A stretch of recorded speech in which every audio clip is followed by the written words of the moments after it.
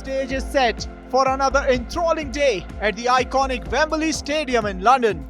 The Euro 2020 finalists, England and Italy, have had tremendous success on the road to the grand finale. Two deserving finalists. However, England were fortunate to ride Spain's own goal for their maiden entry in a Euro final. Own goal has become a big talking point of the Euro 2020. Teams have found their own net on more occasions than the own goals scored collectively in the previous editions of the championship. 11 own goals. Yes, 11. Will the trend continue in the final? It is.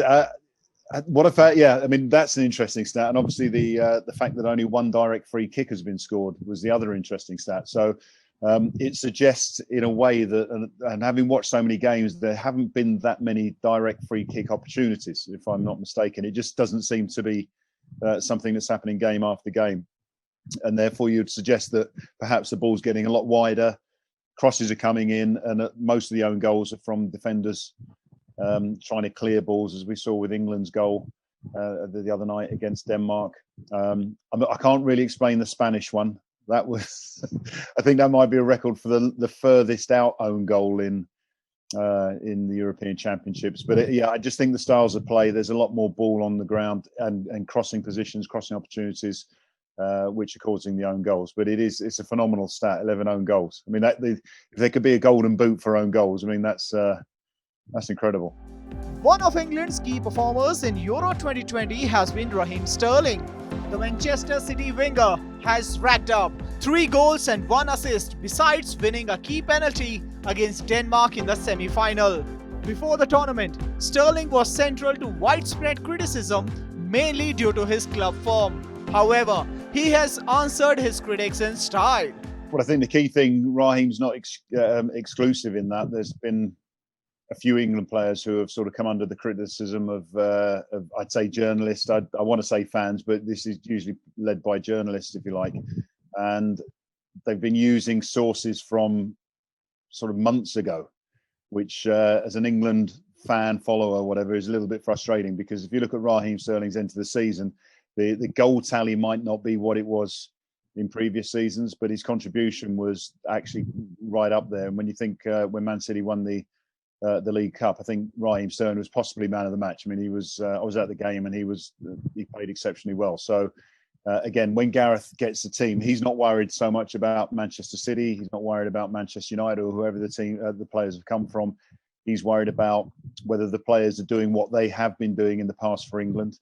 And again, that selection of Raheem Sterling is on the back of a player who has been doing well for England. I think you can probably go through half of the starting lineup and you'll see a continuity between Gareth's selections, and providing, again, they're doing what he expects them to do in training, he knows that he'll get what he expects them to do in the games. And Raheem, again, has been delivering for England. So Gareth's got it right, because Raheem was the right person.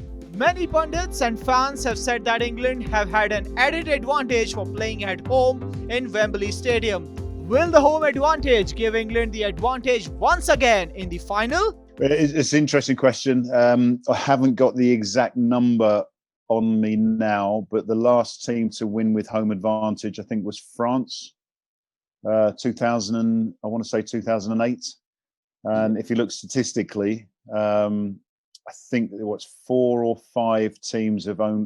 5 teams have won with home advantage.